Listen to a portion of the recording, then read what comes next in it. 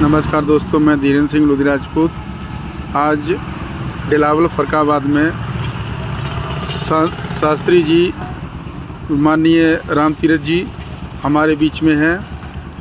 तो आइए उनसे उनके जीवन के बारे में पहले पूछें, उसके बाद कुछ धार्मिक बातें हों। सर, आपका क्या नाम है, कहाँ के रहने वाले हो? हमारा नाम राम तीरथ शास्त्री है और ग्राम गिरधरपुर, छिबरामऊ, डिस्ट्रिक्ट कन्नौज के रहने वाले। अच्छा सर, ये जो धार्मिक विचारधाराएँ आई हैं वो आपके मन में कब से आई हैं? ये हम बचपन से ही हमें विचारधारा प्रभु से लगन है और प्रभु के ही भजन कीर्तन सत्संग ये हमारा मतलब परम उद्देश्य है। ये हम आज कुछ शब्द अपने मुख से कुछ सुनाइए सर, जिससे हम लोगों तक पहुंचा सकें आपकी बात। जी सुनाऊंगा आपको। अगर आपकी यही आकांक्षा है तो मैं आपको भजन सुना रहा हूँ, वो सुनिए। कंस और कन्हैया का भजन है। जब आकाशवाणी हुई, कन्या बोली, अरे कंस तू मुझे क्या मारेगा, तुझे तो मारने वाला मथुरा में पैदा हो चुका है। तो लीजिए उसी को विचारधारा पर आपको भजन सुनाने जा रहा हूँ। गुरुर् ब्रह्मा गुरुर्विष्णु गुरुर्देवो महेश्वरः, गुरु साक्षात् परब्रह्म तस्मै श्री गुरुवे नमः। ये भजन है। हर बात सुन के उस कन्या की और कंस गौ घबराई, और कैसे बचे हैं प्राण हमारे, कालू गौ अब आई। भैया कैसे बचे हैं प्राण हमारे, कालू गयो अब आई। और सोच समझ के कंस राज ने, और नारे पूतना तेरी है। और सोच समझ के कंस राज ने, नारे पूतना तेरी है। और चली जाओ गोकुल नगरी, अरे चली जाओ गोकुल नगरी, अब पल पल होते अबेरी है। कंस घबरा गया और पूतना को बुलवाया कि सुन, अब जो है जल्दी जा, और हमारे प्राण संकट में है। और उसका पद कर गया, क्या कहा,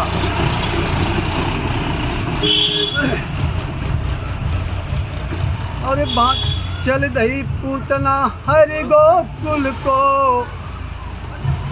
और चली रे पूतना हरे मथुरा को, और गोकुल पहुँची जाए।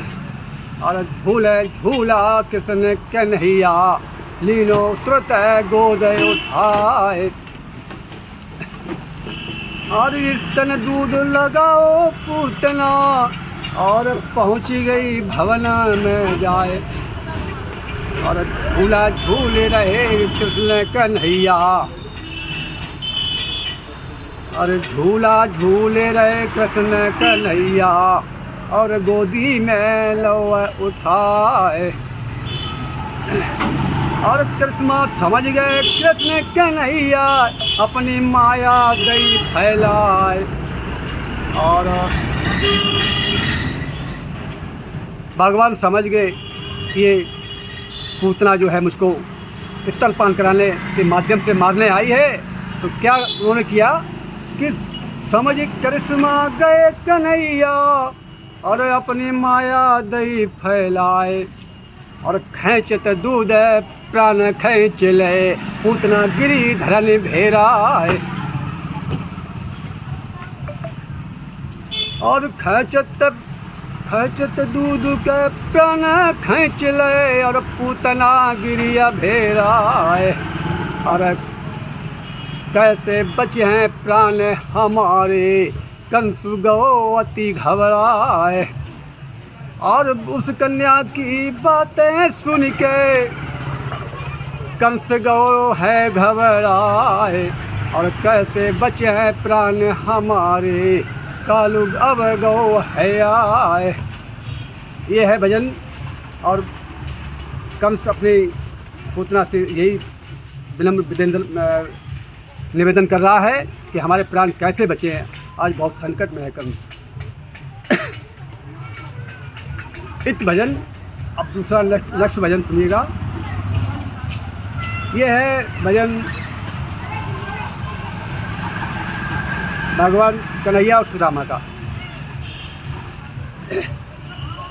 दीन दशा है आज सुदामा की, तो कहा कि चलो सखा से मिल आए। कहा था हमसे कि जब दरिद्रता ज़्यादा आ जाए, ज़्यादा दिक्कत परेशानी बढ़ जाए तो हमको याद कर लेना, हमारे मित्र ने कहा था। तो चलते हैं भाई मथुरा। बोले अरे सुशीला, कहीं जाओ गुरु के यहाँ तो कुछ ना कुछ लेके जाओ, कहीं भी जाओ किसी के यहाँ तो कुछ लेके जाना चाहिए, हमारे पास कुछ भी नहीं है। सुशीला ने कहा है कि ठीक है स्वामी, मैं आपको कुछ दूंगा और लेके जाना। तो उन्होंने चावल दिए पुटरी बांध के और कहा कि आप जाइए अपने मित्र के यहाँ, कुछ तो राहत मिले।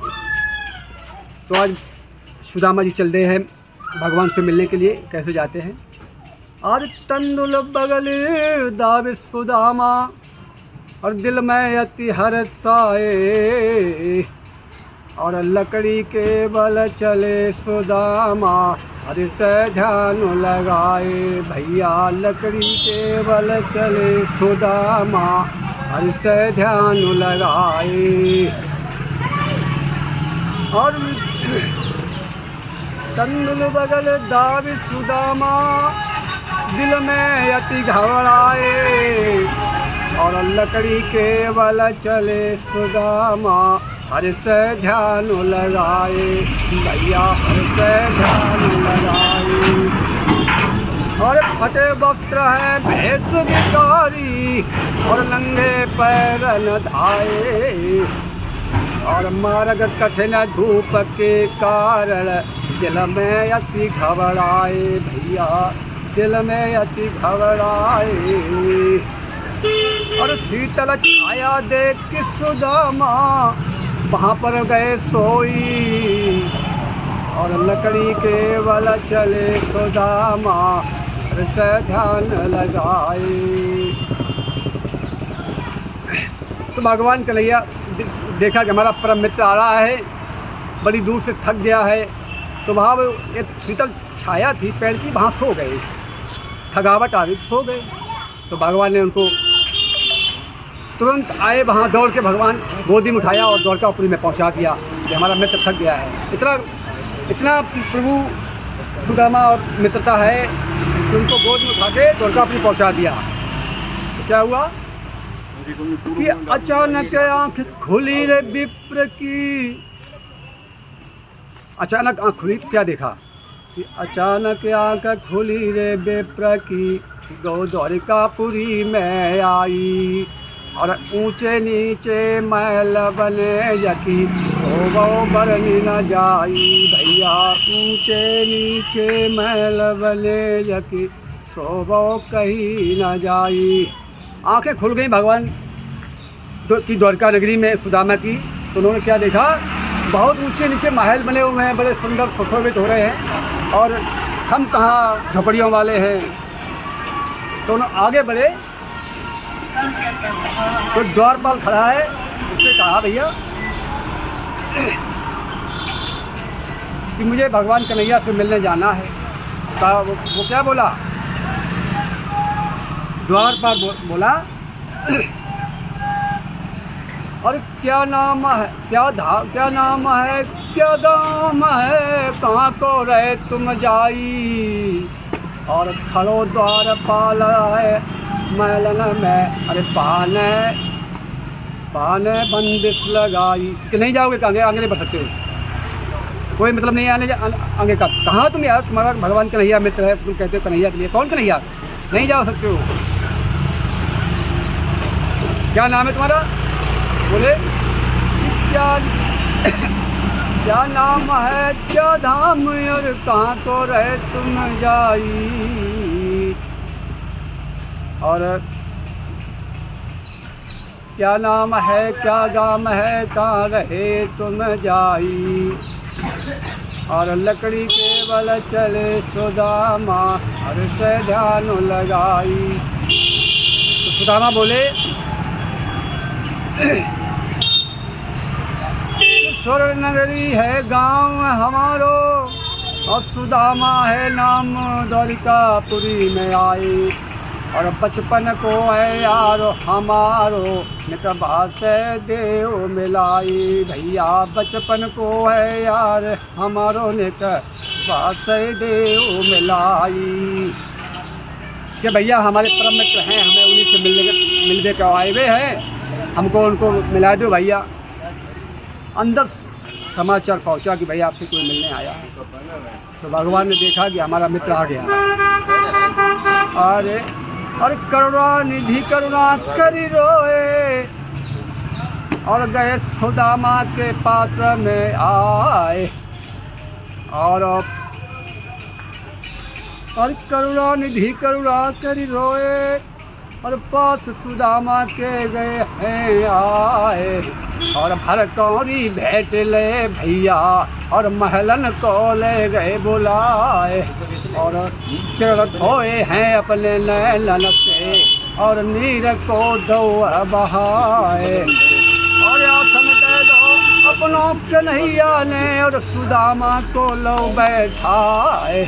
और कराओ जलपानो आज भगवान ने, और गद्दी पे दो बिठाए।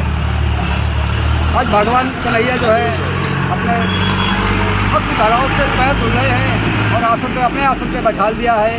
कहा मित्र बहुत संकट आपको आया है। और वो कैसे आया है कि गुरसय कपट में त्रसय चोरी, और कहे हो निर्धन कहे हो गोरी। आपने मेरे साथ कपट किया था, वही फल भोग रहे हो सुदामा जी। लेकिन कोई बात नहीं है, ये मित्र है आपका, कोई दिक्कत नहीं, संकट टल गया आपका। सुदामा जी को बड़ा सम्मान सहित भोजन जलपान करवाया, और भगवान ने अपने अष्टधाराओं से उनके चरण धोए, कांटे निकाले, बहुत कुछ सेवा की। तो इसे कहते हैं मित्रता। ऐसी मित्रता होनी चाहिए। भगवान कन्हैया किसी है मित्रता। बजरंग। तो धन्यवाद साहब, अगली एपिसोड में मिलेंगे आपसे दोबारा। धन्यवाद साहब।